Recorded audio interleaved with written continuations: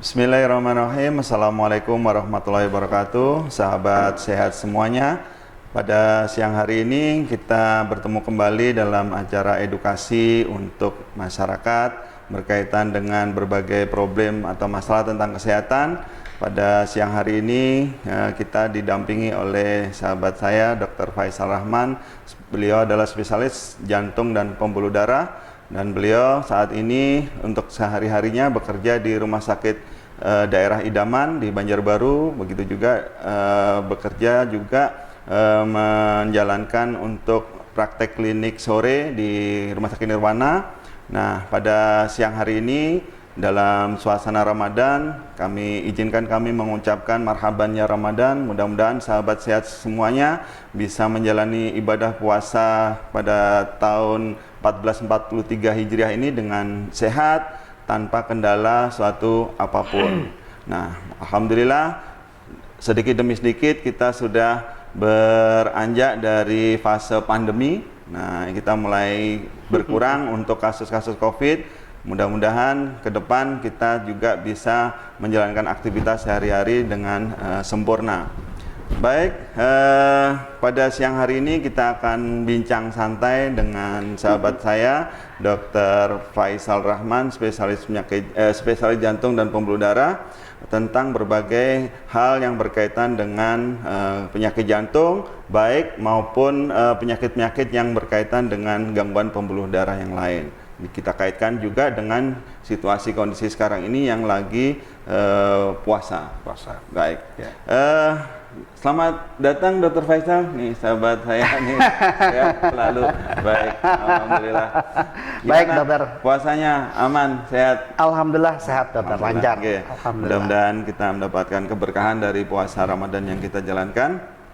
Baik, ini gini Dr. Faisal, tentang kesehatan jantung ini kan sebenarnya sering kita jumpai pertanyaan-pertanyaan baik oleh awam maupun oleh pasien, itu berkaitan dengan keinginan mereka untuk tetap berpuasa, tetapi di satu sisi dia mempunyai kendala atau handicap berupa penyakit jantung, baik itu jantung koroner, gangguan jantung, gagal jantung, jantung kongestif. Nah, di mana kita seringkali agak memberi advice kepada pasien itu, misalkan dengan kondisi yang berat, pasien kita larang untuk melakukan puasa, tetapi tetap kekeh untuk ingin menjalankan ibadah puasa mengingat pahalanya yang besar itu. Ya, mungkin kita bahas lebih dahulu apa sih sebenarnya perubahan yang terjadi pada jantung manusia saat menjalankan puasa. Gimana dokter? Jadi begini dokter, selamat siang. Alhamdulillah, terima kasih saya diundang pada acara santai hari ini. Jadi memang ketika kita berpuasa paling tidak itu kan sekitar 12 sampai 13 jam itu kan dok kita tidak makan. Yeah. Otomatis waktu makan kita menjadi sempit. Waktu ya. Nah, waktu makannya menjadi lebih sedikit daripada kita di luar bulan Ramadan. Dan kemudian tentu yang menjadi perhatian itu adalah masalah konsumsi minum, terutama pada penderita jantung. Baik.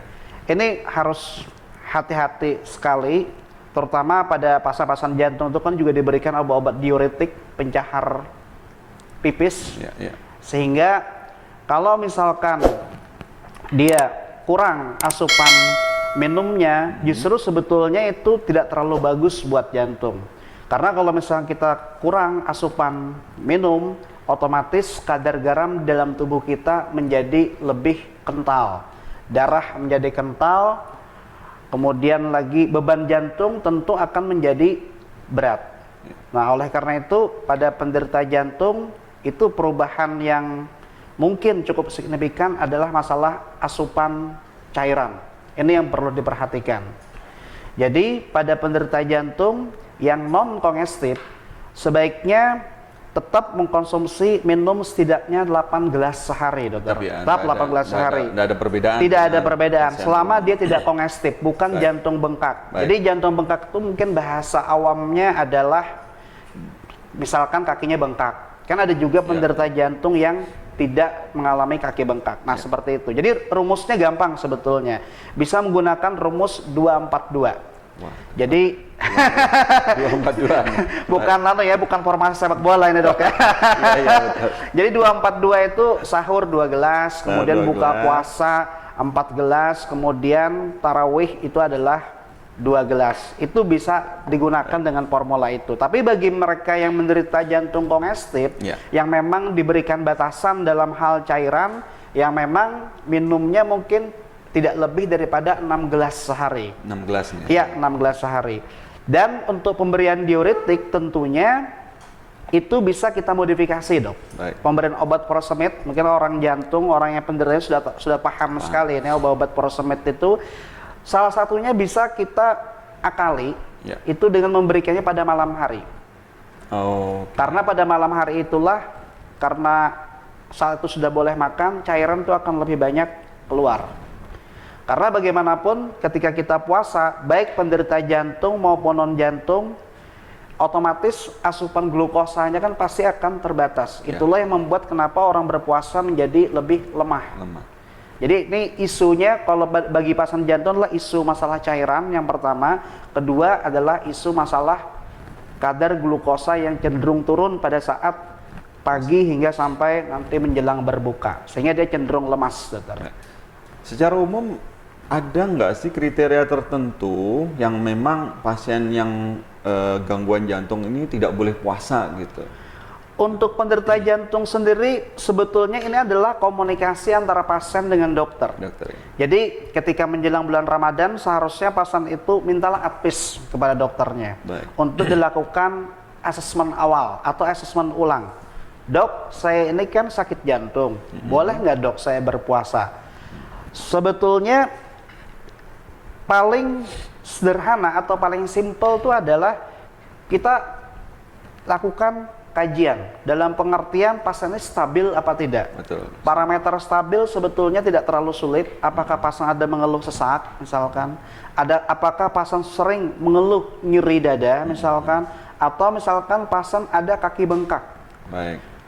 Seperti itu dok. Kalau selama pasien itu stabil dan dia memang kuat untuk berpuasa, sebetulnya no problem soal berpuasa. Hanya tinggal nanti masalah pengaturan obat itu yang dimodifikasi dok. Baik.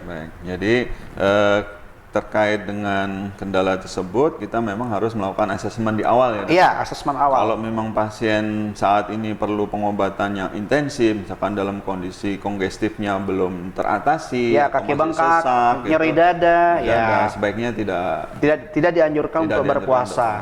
Baik. Kemudian hal lain tadi sudah disinggung sama Dr. Faisal mengenai dehidrasi ya. Jadi yang rawan pada pasien maupun penderita jantung adalah pada saat puasa asupan untuk airnya kurang ya, sehingga pada saat menjalankan ibadah puasa otomatis ada dalam tanda petik sel-sel kita kekurangan cairan atau dehidrasi. Betul sekali. Nah, di sisi lain itu untuk pasien sakit jantung menguntungkan karena kan intake airnya jadi berkurang. Tapi di sisi yang lain, dari sisi medis yang lain, itu akan meningkatkan risiko trombosis. Gitu. Gimana Dr. Faisal untuk mengatasi hal tersebut? Ya, oleh karena itu kan sekali lagi tetap komunikasi dengan dokter jantungnya. Karena tidak semua pasien jantung itu harus dibatasi cairannya. Karena tentunya tidak semua pasien jantung itu kongestif. Itu yang perlu digarisbawahi. Jadi masyarakat jangan salah kaprah bahwa semua pasien jantung itu harus dibatasi cairan. Tidak. Betul. Tergantung. Tidak semua harus dibatasi cairan ya. Tidak semua harus diberikan cairan, dan sebaliknya tidak semua pasien jantung harus diberikan diuretik. Nah, seperti itu. Jadi ini perlu asesmen ulang lagi, dikomunikasikan lagi dengan dokternya secara baik. Kalau memang dia kongestif, seperti yang saya katakan bahwa ya memang cairan dibatasi 6 gelas sehari. Tapi bagi mereka yang non kongestif, bukan tipe jantung yang bengkak, yang ditandai dengan biasanya kakinya bengkak, kemudian lagi perutnya kembung, sesak kalau berjalan, kalau dia berbaring sesak, itu tipe-tipe kongestif, maka ini memang harus dibatasi. Tapi sekali lagi hati-hati dengan dehidrasi, karena kalau pasien itu dehidrasi itu juga membahayakan buat pasien jantung. Begitu dia intake cairannya kurang, otomatis kadar garam di dalam tubuhnya tinggi, kemudian beban jantungnya akan meningkat, dengan untuk mengkompensasi itu jantung harus meningkatkan kerja ekstra. Ini tentu juga tidak menguntungkan bagi pasien jantung. Baik, Dok. Tadi kita udah bahas sekilas tentang penyakit jantung dan problematikanya pada saat menjalankan ibadah puasa. Nah, ini tentang pembuluh darah. Nah, kita kan sering juga berkaitan pasien itu hipertensi yang sering dihadapi oleh pasien manakala baik itu pra-Ramadan maupun pada saat Ramadan dan nextnya bagaimana. Nah, ada nggak sih perubahan yang terjadi pada pasien yang menjalankan puasa terhadap tekanan darahnya secara umum, Dok? Kalau secara umum tentunya kita tahu ya bahwasanya salah satu yang menentukan contohnya adalah hipertensi. Ya. Kenapa tensi orang menjadi tinggi adalah vasokonstriksi daripada pembuluh darah. Jadi pembuluh darahnya itu menyempit. Nah, ini dipengaruhi oleh hormon-hormon yang menginduksi pembuluh darah itu menjadi menyempit atau melebar. Ya. Kalau misalkan hormon di jantung itu atau di pembuluh darah itu dominannya adalah hormon-hormon yang mengakibatkan pembuluh darah itu menyempit, maka terjadilah darah tinggi. Tapi sebaliknya, kalau misalkan itu menjadi seimbang antara hormon yang membuat pembuluh darah itu bervasokonstriksi dengan dia meregang itu seimbang, maka sebetulnya tidak terjadi darah tinggi. Nah, keadaan puasa itu sebetulnya kita kan menjadi lebih rileks seharusnya menjadi lebih rileks, kita lebih tenang, mungkin kita lebih fokus dengan ibadah, kegiatan kita juga mungkin selama bulan Ramadan yang sifatnya agak duniawi mungkin dikurangi, Dok ya. Contohnya kita seperti dokter kan, ya kita kan praktek juga mengurangi lah sebulan Ramadan. Sholat, puasa itu tentu hormon-hormon endorfin itu lebih dominan di situ, dan itu sangat menguntungkan bagi pembuluh darah, dan pembuluh darah kita akan lebih rileks. Seharusnya tekanan darah pun itu menguntungkan efeknya terhadap penurunan tekanan darah, dokter. Baik, beberapa kejadian ini kan sudah hampir seminggu ya kita menjalankan puasa, dan pasien-pasien yang kontrol di tempat kita memang ada beberapa yang disebutkan Dr. Faisal tekanan darahnya ikut mendapatkan respon positif, jadi turun karena efek puasa. Namun ada beberapa yang justru meningkat. Setelah kita evaluasi, kita tanya ke pasien, kenapa Ibu kok tekanan darahnya meningkat? Iya Dok, gara-gara istirahatnya kurang. Nah, itu gimana? Gimana Dok? Penjelasan secara medisnya gimana? Betul sekali. Untuk penderita jantung juga itu harus cukup istirahat, dokter. Paling tidak tidur selama 8 jam, karena kita tahu ini kan kita bulan puasa sahur. Otomatis bangunnya lebih pagi, terutama ibu-ibu yang menyiapkan makan, mungkin jam 3 subuh sudah pada bangun. Nah, ini yang harus dijaga. Jadi istirahat itu pada prinsipnya harus cukup. Tetapi istirahat ini bukan berarti kita selama bulan Ramadan itu malas-malasan, Dok. Kita tetap harus produktif. Seperti kita hari ini, kegiatannya produktif sekali kan. Jadi kita tetap puasa harus produktif. Misalkan kita tetap berolahraga ringan, boleh, nggak ada masalah. Jadi selama bulan Ramadan kita juga tetap berolahraga yang ringan, yang tidak membebani tubuh kita. Selama kita masih mampu, seharusnya olahraga tetap dikerjakan meskipun di bulan puasa. Jadi pada prinsipnya istirahat itu paling tidak tidur minimal 8 jam. Sebenarnya sih bukan juga sih patokan jam, tapi yang terpenting adalah kualitas tidurnya. Itu yang terpenting. Karena ini dalam rangka juga untuk meningkatkan hormon-hormon endorfin tadi.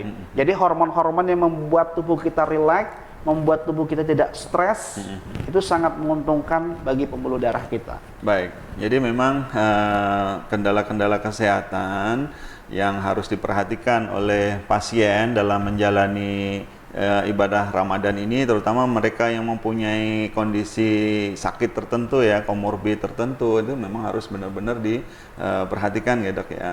Baik, nah terkait dengan perubahan jam makan ini kan, otomatis secara umum mengganggu juga pola minum obat dari pasien, gitu kan. Ada nggak beberapa kiat-kiat tertentu Dok tentang pengaturan minum obat ini terkait dengan obat-obat yang berkaitan dengan jantung dan pembuluh darah ini Dok? Obat baik obat jantung kongestif maupun obat hipertensi secara Intinya umum. obat jantung ya. Iya. Jadi pada prinsipnya begini, pasien jangan mengatur sendiri masalah dosis maupun waktu minum obat. Ya. Pertama, tetap komunikasikan dengan dokternya, terutama memang kalau sakit jantung ini kan betul-betul dia tidak bisa lepas dari obat. Begitu dia tidak minum obat, maka muncul keluhan nyeri dada. Kalau dia nggak minum obat, nanti kakinya bengkak, kakinya sesak dan sebagainya. Jadi kalau masalah minum obatnya tetap jangan mengurangi dosis maupun frekuensi obat tanpa dikomunikasikan dengan dokter jantungnya. Ya. Pada prinsipnya seperti itu, Dok. Jadi kan rata-rata kita makannya jadi buka dan sahur ya. Ya, betul. Jadi otomatis penjadwalan obat yang asalnya 3 kali jadi bisa Ya, disesuaikan. bisa. gitu. Kalau Oke. kami pribadi di tempat kami praktek, misalkan ada obat jadwalnya siang, Ya. maka kita minta diminum pas pada saat buka. Sedangkan obat yang mestinya diminum malam, kita minta diminum setelah tarawih. Sedangkan obat pagi diminum pada saat sahur. Jadi sebetulnya tidak mengganggu puasa. Bukan karena obat lalu tidak puasa ya. Bukan seperti itu. Baik. Yang paling utama adalah bagaimana kita tetap menjaga ini ya kualitas ibadah kita tanpa mengganggu kesehatan Betul secara umum sekali. ya. Dan tadi sudah disinggung masalah olahraga gitu dok. Iya. Olahraga pada pasien-pasien dengan jantung dan pembuluh darah itu sebaiknya itu kapan dok? Apakah pagi habis subuh, kemudian sore atau habis taraweh dok? Gimana? Yang waktu tepatnya ini dok. Ya, beberapa pasien yang sering rutin olahraga jadi takut dok karena olahraga nanti haus, puasanya batal atau justru tambah dehidrasi. Ya memang dan kalau di sebagainya. luar bulan Ramadan dok ya memang kita olahraga cenderungnya pagi dok ya. Itu betul sekali. Tapi sekali lagi ini adalah kembali kepada patient reference. Jadi kembalikan kepada pasiennya sendiri. iya. Karena kalau secara teori, kalau misalkan dia olahraga pagi, khawatirnya itu kan tidak ada asupan sama sekali. Khawatirnya nanti dia akan cepat lelah dan cepat capek. Sebetulnya kalau memang pasien ragu olahraga pagi ya boleh juga sih dialihkan ke malam hari, mungkin setelah sholat tarawih juga no problem. Masalah waktu dok, waktu kan kita dianjurkan minimal olahraga 30 sampai 45 menit dalam setiap kali berolahraga. Apakah ada pembatasan waktu atau tetap segitu? Atau? Olahraga pada penderita jantung pada prinsipnya itu secara umum dok ya, itu dilakukan sekitar 20 menit sehari selama 5 kali dalam seminggu. Oh 20 menit aja ya? 20 menit. Jadi misalkan Senin sampai Jumat itu adalah 20 menit selama 5 kali dalam seminggu, dan olahraganya intensitasnya hanya sampai ringan dan sedang. Oh, nggak sampai yang berkeringat, ya, main bulu tangkis. Gitu. No, jadi pada pasien jantung memang tidak direkomendasikan olahraga yang sifatnya kompetitif. Bulu tangkis, voli. Jadi yang kompetitif itu yang ada lawannya. Nah, yang ada lawannya seperti itu adalah kompetitif. Bulu tangkis meningkatkan adrenalin. Ya, itu ya tadi, meningkatkan hormon-hormon stres itu. Oke, jadi olahraga harus sendiri. Goes nih. Memang sudah ada pembatasan. Ya, misalkan goes itu bisa. Tapi sekali lagi goesnya pelan-pelan aja, santai, dan maksimal 20 menit sehari. Kira-kira seperti itu. Seperti itu, mantap nih. Oke, banyak hal sudah kita bahas di topik kita hari ini. Mungkin kita juga akan memperdalam lagi mengenai ini dok, kondisi-kondisi yang relate dengan diabetes. Oh ya. Kita tahu bahwa diabetes dan gangguan jantung ini seperti saudara kembar ya, jadi saudara sepupuan. Kalau ada diabetes, bisa jadi gangguan jantungnya juga akan muncul, dan sebaliknya mereka yang asalnya gangguan jantung juga kena diabetes. Nah, secara umum ada nggak sih dok perbedaan prinsip antara penyakit jantung pada umumnya dengan penyakit jantung akibat diabetes gitu dok? Gimana dok? Selama bulan Ramadan. Secara umum. Secara umum ya. Oke. Baik. Ya, tentu saja itu berbeda. Karena kan di dalam ilmu jantung itu sendiri ada kita istilahnya mengenal miopati dan sebagainya. Itu kan penyakit jantung memang kita tidak ditemukan penyebabnya apa. Tapi kalau memang basicnya itu adalah diabetes, tentu saja ini yang menjadi akar masalahnya. Penyakit jantung tidak akan sembuh secara optimal kalau diabetesnya tidak ditangani juga secara optimal. Karena akar masalah dari diabetes itu adalah gangguannya pada pembuluh darah. Baik pembuluh darah di otak, pembuluh darah di jantung, maupun pembuluh darah perifer. Seperti itu. Kerusakan yang paling kelihatan sekali oleh diabetes adalah kerusakan pada pembuluh darah. Akhirnya orang bisa kena stroke kalau pembuluh darahnya di otak. Kalau dia kena jantung koroner, kalau kena pembuluh darah di pembuluh darah jantung koroner, dan seterusnya. Baik. Jadi secara umum hampir sama ya, bisa tidak ada kekhususan tertentu ya, penyakit diabetes yang lama mungkin tipe jantungnya A, penyakit diabetes tipe jantungnya mungkin cenderung ke B gitu, gimana? Ya, tetap ada kecenderungan, tetap ada kecenderungan. Ya, rata-rata memang kalau misalkan dia basicnya diabetes, kalau dia hanya kena pembuluh darahnya saja, ya mungkin hanya penyakit jantung koroner. Belum tentu juga arahnya ke heart failure. Tetapi kalau diabetesnya itu memang sudah sangat lama dan tidak tertangani secara optimal, entah karena pasiennya ini bandel atau pengobatan kita memang tidak adequate sebagai dokter. Nah, itu adalah mungkin juga sudah terkena otot-otot jantungnya. Jantungnya mengalami remodeling, jantungnya mengalami hipertrofi, penebalan otot jantung, jantungnya mengalami pelebaran dan sebagainya. Jadi memang sahabat sehat semuanya memang perlu diperhatikan untuk sahabat yang saat ini menderita diabetes, karena kontrol gula darah yang jelek itu juga akan menentukan risiko komplikasi kedepannya untuk gangguan di fungsi jantung ya. Betul. Jadi kita mengenal kalau di diabetes ada kerusakan mikrovaskuler dan makrovaskuler. Kalau untuk gangguan jantung kita lebih ke arah makrovaskuler komplikasi, di mana bisa terkena di pembuluh darah jantungnya, kemudian bisa juga kena di pembuluh darah di perifer ya, yang kita kenal penyakit arteri perifer peripheral arterial disease ya. Baik, kondisi-kondisi diabetes, kemudian ada gangguan fungsi jantung, nah itu juga akan tentunya meningkatkan ini ya, prognosisnya jadi agak lebih buruk ya. Lebih buruk, betul sekali. Lebih jeleknya. Cuman beberapa obat sekarang kan sudah banyak obat-obat diabetes yang bisa berfungsi bagus untuk keduanya ya.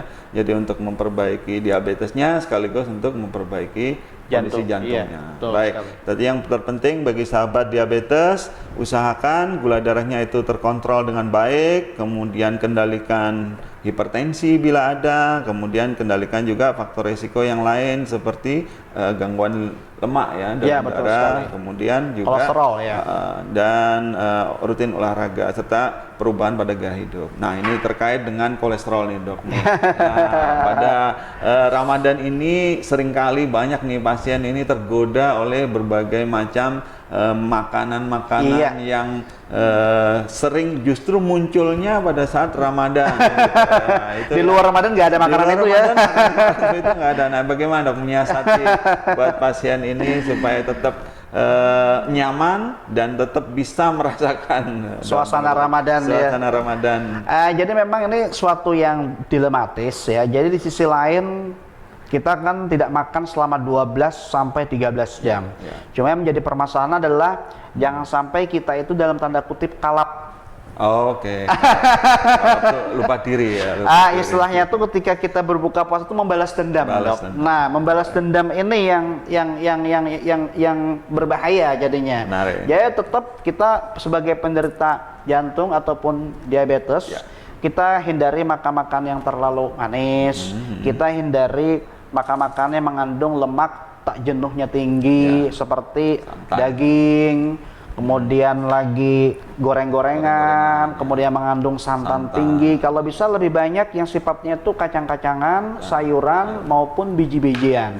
Itu lebih itu lebih direkomendasikan. Jadi jangan sampai kita tadi membalas ya. Ketika buka puasa kita balas dendam makan kikil dan sebagainya seperti itu ya, yang mengandung lemak tinggi. Santan, gorengan itu adalah lemak tinggi semua. Jadi memang harus diperhatikan ya sahabat semuanya, harus tetap pola makan itu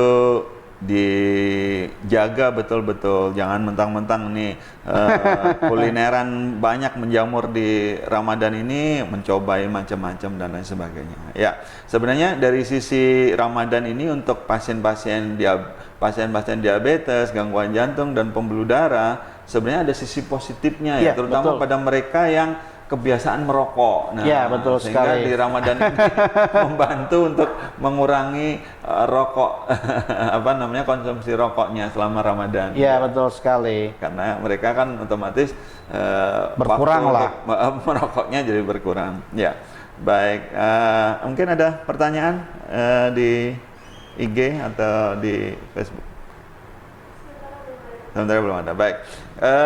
Untuk kedepannya gini dok, untuk gangguan jantung ini apakah ada tidaknya sih prosedur khusus ya dok ya untuk memperbaiki gangguan jantung pada pasien ini? Seringkali ditanyakan mereka pasien yang sudah kita diagnosis misalkan terkena jantung koroner gitu dok, apakah memang harus dipasang ring gitu jarak orang? Gitu. Oh gitu. Ya memang kalau memang dia tegak suatu jantung koroner, idealnya memang dilakukan pemeriksaan serial lagi sebelum menuju ke sana. Mulai daripada pemeriksaan treadmill, nanti ada skor-skor tertentu. Kemudian lagi mungkin pemeriksaan CT angiografi untuk melihat pembuluh darahnya melalui CT scan, dan terakhir adalah kateterisasi. Karena untuk pemasangan stent itu adalah nanti pada saat dikateterisasi dilihat pembuluh darah yang tersumbat itu ada kriteria tertentu berapa sumbatan, berapa persen sumbatan yang mesti harus dipasang stent. Secara umum adalah kalau misalkan sumbatan itu melebihi daripada 50% di satu pembuluh darah, nah itu merupakan menjadi salah satu kriteria bahwa dia patut dipertimbangkan untuk dipasang stent. Tapi kalau sumbatannya masih di bawah 50%, misalkan sumbatan ketika dikateterisasi masih 20%, 30%, biasanya kita anjurkan optimal medikamentosa dulu. Jadi optimalkan pengobatan dulu.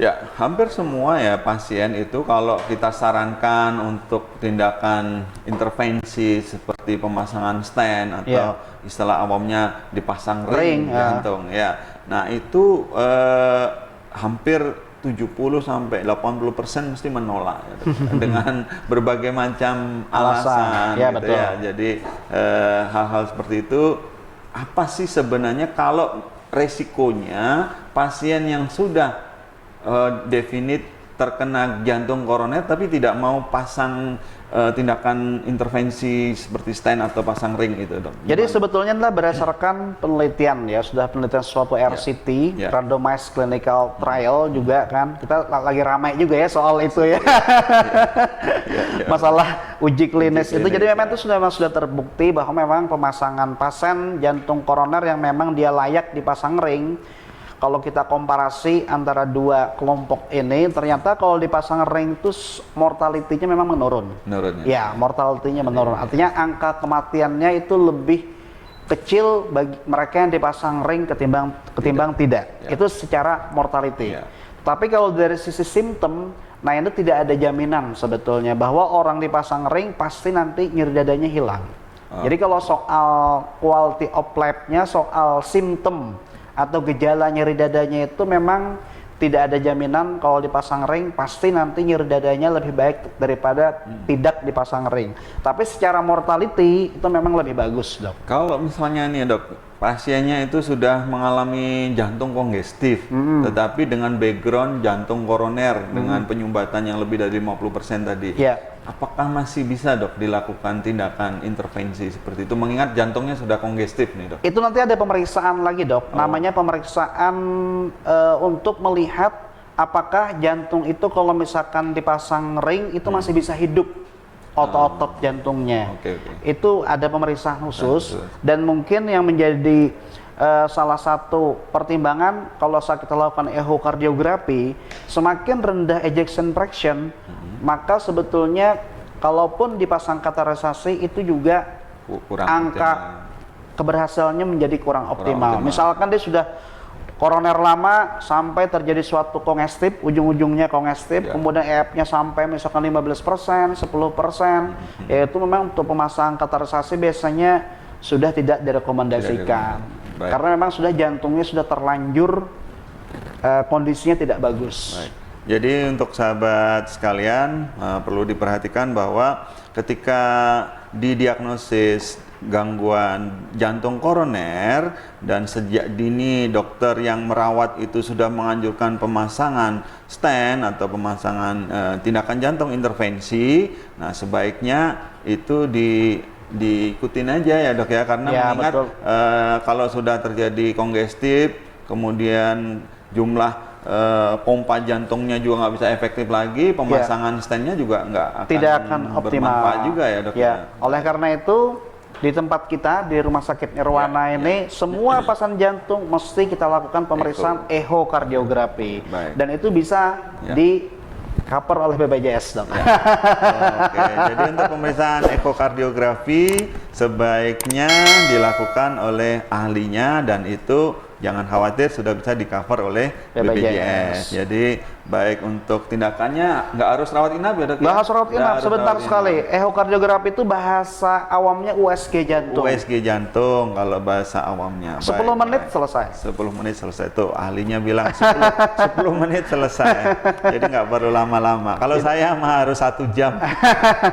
Jadi USG jantung itu sangat disarankan bagi penderita jantung untuk melihat dari awal bagaimana fungsi katup jantung, apakah ada kebocoran, bagaimana fungsi pompa jantung, apakah sudah mengalami penurunan. Jangan sampai nanti begitu lama dibiarkan, begitu kita USG ternyata sudah end stage ya. Jadi stadium terminal tuh jangan sampai. Baik, ini ada pertanyaan dok dari IG nih dok. Makanan apa yang lebih disarankan bagi pasien penderita jantung selama bulan puasa gitu? Gimana, dok? Jadi sebetulnya prinsipnya sama ya, baik di dalam bulan Ramadan maupun di luar bulan Ramadan, bahwa kita harus mengurangi makanan yang sifatnya terlalu manis karena itu akan menjadi diabetes. Nanti kemudian juga lemak-lemak tinggi seperti tadi yang bersantan, yang gorengan, kemudian lagi gorengan, santan, lemak-lemak itu harus dikurangi. Ya baik. Asin juga sama, betul juga. Itu juga harus dikurangi. Jadi maksimal kan sebenarnya garam itu tidak lebih daripada 1 sendok makan sehari. 2,4 gram sehari itu maksimal dalam 1 hari.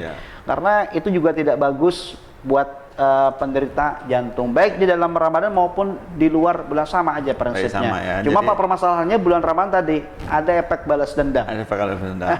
Jadi tetap diperhatikan tadi apa? Asin itu ya, terutama mereka yang mempunyai background penyakit jantung maupun hipertensi. Ya, asin itu tinggi, merupakan yang harus dihindari yang utama ya. Kemudian yang kedua, makanan yang berlemak-lemak, santan, gorengan ya. Kemudian yang ketiga, kalau mempunyai background diabetes otomatis dia yang manis-manis juga harus dikurangi. Baik. Padahal kalau pas lagi puasa nih pakai apa biasanya kita yang ikan talang. Garih. Garih batanak. Garih batanak. Ada telurnya, ada santannya, semua lengkap di situ. Lengkap, asin. Baik. Garih batanak. Garih batanak, makanan kandangan khas nih.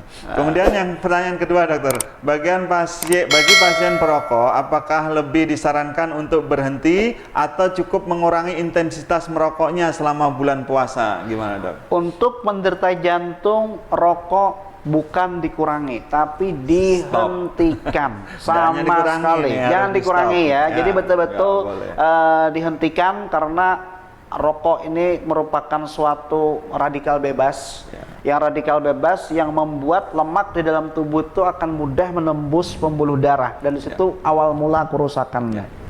Dan dia sifatnya toksin ya, toksik sekali ya. Jadi selain merusak jantung dan pembuluh darah, dia juga akan meningkatkan mengganggu kontraktilitas dari jantung. Baik, ini event Ramadan ini sebenarnya jadi mereka untuk berlatih ya, untuk menyetop merokok ya. Tapi biasanya pasien jantung begitu dia kena serangan jantung, besoknya malah langsung janji, saya nggak mau lagi merokok. Tapi nunggu serangan dulu biasanya. Serangan dulu. Nah, baik.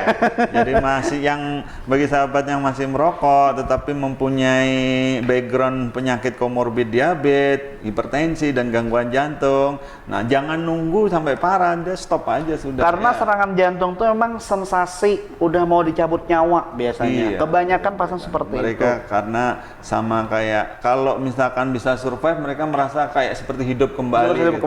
Diberi kesempatan yang kedua.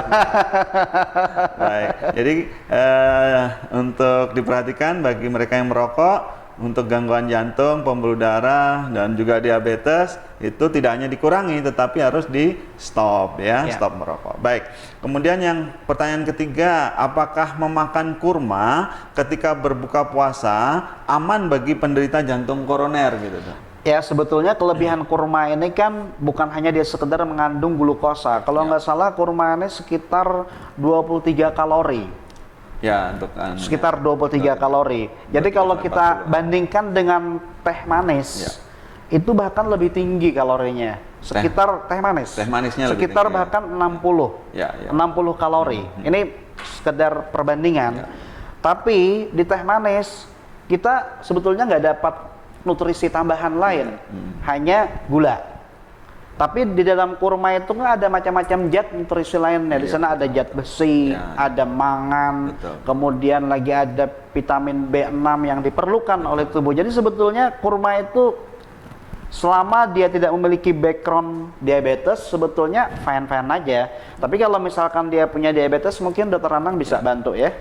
Jadi gini, kalau untuk kurma, dia selain mempunyai kandungan energi yang siap juga untuk diolah oleh tubuh, jadi dia tidak terlalu memerlukan metabolisme yang berat pada saat dicerna, itu juga mempunyai komposisi mikro dan makronutrien yang luar biasa, sehingga sangat disarankan untuk berbuka dengan kurma itu memang sesuai sunnah Nabi, karena dia mempunyai kandungan mikro dan makronutrien yang luar biasa. Nah, cuman masalahnya adalah kalau dia punya diabetes boleh nggak gitu ya. Pada prinsipnya kurma secara umum kurma itu kan ada dua ya. Jadi ada kurma yang biasanya setengah matang atau yang kita sebut biasanya rutop gitu ya. Ada kurma yang matang seperti ini. Kurma-kurma yang warnanya matang manis itu kan kurma yang sudah diawetkan sebenarnya. Maksudnya bukan diawetkan ya, itu sudah dikeringkan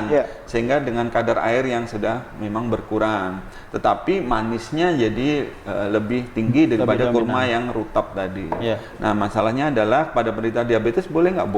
Boleh, cuman nggak boleh banyak. Kalau saya biasanya menyarankan ke penderita diabetes pada saat buka puasa maksimal 5 biji ya. Itu udah oke lah untuk pengganti nutrisi sebelum kita melakukan makan besar. Dan itu ada kelebihannya, dokter. Jadi kalau kita mengkonsumsi kurma 5 biji gitu, otomatis nanti karbohidrat pada makan utamanya itu akan berkurang. Karena kurma memberi efek kenyang juga, karena seratnya tinggi. Seratnya tinggi. Nah, sehingga resiko balas dendamnya tadi akan berkurang. Jadi ngambil nasinya nanti nggak banyak. Karena sudah rasa kenyang. Rasa kenyangnya sudah ada. Gitu. Tetap disarankan boleh makan kurma. Jadi saya tidak melarang untuk makan kurma, cuman nggak boleh banyak. Jadi maksimal 5 biji. 5 biji ya. Nah, itu juga membantu untuk mengurangi secara keseluruhan nanti total karbohidrat pada saat buka puasa, gitu ya. Untuk yang hal lain tentang kondisi jantung ini memang tadi kembali ke tindakan intervensi tadi, Dok ya. Untuk pemasangan ring dan intervensi yang lain itu apakah ditanggung juga oleh BPJS gitu, Dok? Kalau intervensi ditanggung oleh BPJS. BPJS ya? Iya, selama pasien mengikuti aturan BPJS. Misalkan dia jatahnya di kelas 1, ya nginapnya di kelas 1, tetap semua pemasangannya itu dapat fasilitas dari BPJS. Dari BPJS ya? Iya, betul sekali. Jadi untuk pemasangan ring atau tindakan intervensi jantung lah kita kenalnya secara medis, itu jangan khawatir sahabat, itu ditanggung oleh BPJS. Bahkan sampai CABG. CABG pun. CABG ya, operasi itu bypass. Jadi misalkan pembuluh darahnya udah rusak, nggak bisa diapa-apain, ya, kita harus bypass dengan pembuluh darah dari tempat lain untuk dipintaskan atau disambungkan. Ya. Nah, itu juga ditanggung ya dok ya? Ditanggung. Luar biasa banget. Ya, ini bukan kita sponsornya BPJS. Coba kita memberikan pencerahan, edukasi buat pasien bahwa tindakan yang dalam tanda petik itu notabene mahal ya. Betul. Jadi kalau di pasien non BPJS satu pasang ring itu setara dengan satu mobil ya dok ya. Satu mobil. Tergantung jumlah ringnya. Antara 30 sampai 50 juta kayaknya. Satu ring gitu. Kalau lebih ya tinggal dikalikan. Jadi seperti itu. Sehingga dengan BPJS nih bisa tertolong tindakan-tindakan tersebut tidak terlalu memberatkan buat pasien. Nah, yang penting adalah jangan sampai kita mengalami komplikasi, mendapatkan intervensi dan lain sebagainya. Yang penting adalah pencegahan. Ya, pencegahan. Baik. Betul. Sebelum kita akhiri dokter, mungkin ada 1-2 pesan untuk sahabat kita semua dok, untuk penyakit-penyakit, bagaimana menghindari penyakit-penyakit jantung serta kiat-kiat dalam menghadapi puasa ini. Silakan dok. Jadi sebetulnya untuk bagi mereka yang sudah menderita penyakit jantung, sebetulnya ada 4 yang mesti harus dipahami, bahwa orang sakit jantung yang pertama harus teratur minum obat. Jangan sampai nanti sudah merasa nyaman kemudian berhenti minum obat. Itu kesalahan banget itu. Karena jantung ini adalah sakitnya menahun dan memerlukan pengobatan jangka panjang bahkan seumur hidup. Itu satu. Jadi jangan menghentikan obat tanpa petunjuk dari dokter. Kalau dokter belum menyuruh untuk menghentikan obat, jangan di stop sendiri. Kemudian yang kedua, aktivitas fisiknya itu harus dihindari. Aktivitas fisik yang berlebihan dihindari. Jangan sampai nanti overload activity. Oh iya dok, saya nyeri dada, saya sesak napas. Begitu ditanya, apa yang bikin ibu sesak napas, nyeri dada? Ya kalau lari dok, ya memang sudah nggak bisa. Mau dikasih obat seberapapun, kalau aktivitas fisiknya tidak dibatasi, tidak mawas diri, ya tidak akan bisa. Kemudian lagi gaya hidup. Gaya hidupnya harus diperbaiki. Yang mana merokok, stop merokok. Seperti itu dok. Siap. Oke. Untuk terkait puasa ini dok, silakan mungkin 1-2 tips mungkin. Yang puasa itu yang terpenting jaga nutrisinya. Nutrisinya harus tetap dijaga. Jangan sampai nanti pada saat buka puasa tadi balas dendam. Harus tetap mengkonsumsi obat-obat yang makanan yang dihindari lemak. Ya, jadi lebih disarankan sayur-sayuran, buah-buahan, biji-bijian. Kemudian lagi tidur yang cukup. Kemudian lagi juga minum yang cukup. Jangan sampai kita mengalami suatu dehidrasi. Yang terakhir tetap kontrol secara teratur. Baik, mudah-mudahan sahabat semuanya yang mengalami sakit jantung maupun yang dalam tanda petik belum sakit jantung diharapkan bisa tercerahkan dengan edukasi ini, dan kita berharap amal ibadah puasa kita dalam seminggu ini dan 21 hari ke depan itu bisa lebih bermanfaat lagi, bisa lebih optimal lagi ya dok ya, untuk mendalami baik itu tentang kajian-kajian maupun tentang amalan-amalan yang berguna bagi kita selama bulan Ramadan. Bersyukur sekali kita tahun ini alhamdulillah pandemi sudah mulai berkurang, jadi masjid sudah mulai ramai ya dok ya. Orang berbuka puasa nyari di Pasar Wadas juga lumayan. Kalau 2 tahun sebelumnya sepi Pasar Wadas. Ekonomi hidup lagi ya. Ekonomi mudah-mudahan hidup lagi, mudah-mudahan kita segera bisa bangkit dan bisa sukses untuk segala sesuatunya. Baik, terima kasih Dr. Faisal atas waktunya, mudah-mudahan semua bisa bermanfaat. Makasih atas sharing ilmunya. Sehat selalu dok, sukses selalu Pak Dokter. Baik, demikianlah sahabat semuanya bincang kita dengan Dr. Faisal Rahman, spesialis jantung dan pembuluh darah. Mudah-mudahan dari edukasi ini kita mendapatkan manfaat yang luar biasa, dan yang terpenting kita bisa menjalankan ibadah puasa ini dengan aman, sehat, dan terkendali. Baik, saya tutup untuk acara bincang pakar ini. Mudah-mudahan kita bisa bertemu dalam event atau dengan topik yang berbeda. Baik, saya tutup. Assalamualaikum warahmatullahi wabarakatuh. Tetap semangat, tetap sehat.